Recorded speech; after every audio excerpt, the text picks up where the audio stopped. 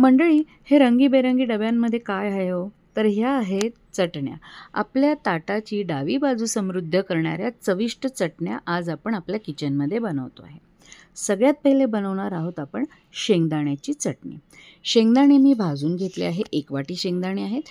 1 वाटीला आपण अर्ध्या वाटीपेक्षा कमी लसूण घेणार आहोत. तो मी ठेचून घेतला आहे. मिक्सरला नाही फिरवला आणि ठेचताना त्यात थोडं मीठ घातलं आहे, त्यामुळे तो चांगल्या प्रकारे दरदरीत ठेचला गेला. शेंगदाण्यांचा रंग बघा बदललेला आहे आणि सालं सुटे व्हायला लागले आहेत. त्यावेळेला मी हे थंड करायला बाजूला काढून ठेवले.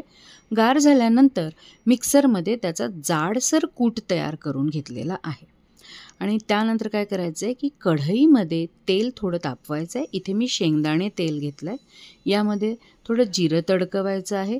त्यानंतर ठेचलेला लसूण आणि नंतर मग कुटलेली हिरवी मिरची घालून चांगलं खमंग परतवून घ्यायचं आहे.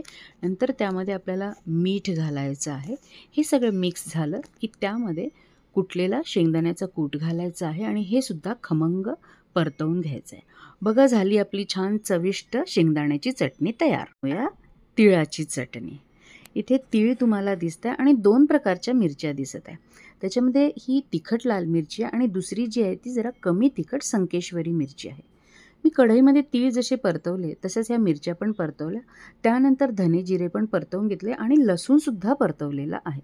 आता मिक्सरमध्ये पहिले सुक्या मिरच्या आणि लसूण आपल्याला बारीक करून घ्यायचं आहे. नंतर त्यामध्ये तीळ, मीठ आणि थोडं जिरं घालून आणि जे धने भाजलेले होते ते घालून आपल्याला वाटून घ्यायचं आहे.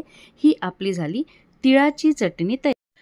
मैत्रिणींनो, आता बनवूया जवसाची चटणी. जवस, जिरे, मीठ, लसूण आणि लाल तिखट इतकंच जिन्नस आहे.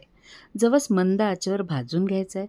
थंड होण्यासाठी साईडला ठेवायचं आहे. मिक्सरमध्ये पहिले लसूण फिरवायचं आहे, जेणेकरून हा एकदम गाठी गाठी होणार नाही. आणि त्यानंतर त्यामध्ये जिरं पण घातलं आहे आपण. मग जवस घालायचं आहे, मीठ आणि लाल मिरची पावडर. परत एकदा मिक्सरला फिरवून घ्यायचं आहे आणि झाली आपली चटणी तयार. ही खूप छान चटणी आहे. याच्यामध्ये ओमेगा 3 आपल्याला मिळतं, त्यामुळे प्रत्येकाने नक्की खायला पाहिजे. अशी मस्त चटपटीत चटणी आपली आता तयार झालेली आहे. आता बनवूया लसूण आणि सुक्या खोबऱ्याची झणझणीत चटणी. मैत्रिणींनो, यामध्ये आपल्याला सुकं खोबरं जे आहे ते बारीक काप तयार करून घ्यायचे आहे. लसूण थोडा जास्त घ्यायचा आहे. मिक्सरच्या भांड्यामध्ये खोबरं, लसूण, मीठ, जिरं आणि लाल मिरची पावडर एवढं मिक्स करायचं आहे आणि मिक्सरला फिरवून घ्यायची आहे. झाली आपली खोबऱ्याची चटणी तयार. ही चटणी अतिशय चविष्ट आणि खमंग लागते. ज्यांना लसूण जास्त आवडतो त्यांना तर ही चटणी फारच आवडणार. हृदयासाठी पण चांगली असते आणि ज्याही चटण्या आपण आज बनवल्या आहेत ह्यांच्यामध्ये नैसर्गिक तेलाचा स्रोत असतो, त्यामुळे ह्या हाडांसाठी सुद्धा खाणं चांगलं असतं. जवसाच्या चटणीमध्ये तर ओमेगा मिळतं, त्यामुळे ती चटणी पण शरीरासाठी चांगलीच असते. आणि ताटामध्ये वाढल्यानंतर तर ताटाची शोभा नक्कीच वाढते. तर ह्या सगळ्या चटण्या तुम्ही बनवून बघा. चॅनलला सबस्क्राईब करा, रेसिपीला लाईक करा आणि आपल्या फ्रेंडसोबत ही रेसिपी शेअर करा. Thank you so much. खरं तर ताटामध्ये आपण 1 किंवा 2 चटणी ह्या वाढतो आणि नंतर कोशिंबिरी आणि भाज्या, वरण हे सगळं आपल्या ताटामध्ये असतं.